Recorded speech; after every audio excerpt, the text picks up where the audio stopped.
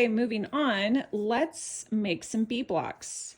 Still in zone 3, so let's go back to zone 3. And you can see there's my bee blocks.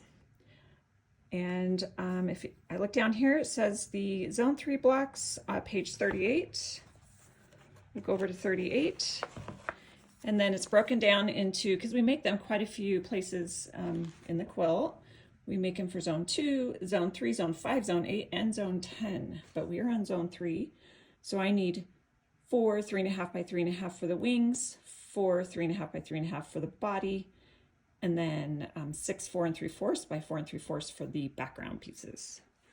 So I pulled out my fabric here, and we already did an instructional video on the bees in zone 2.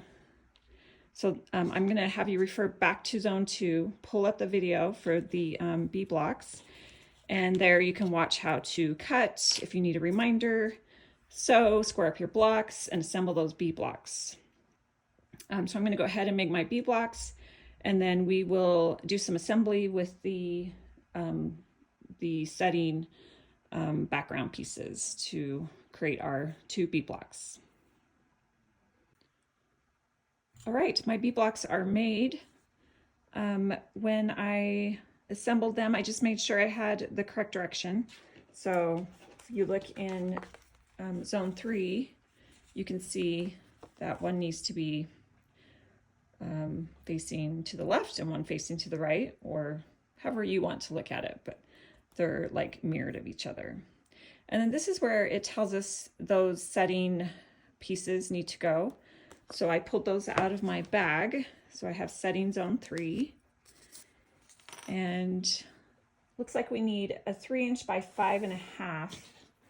So this one will go here with a 3 by 5.5 right there.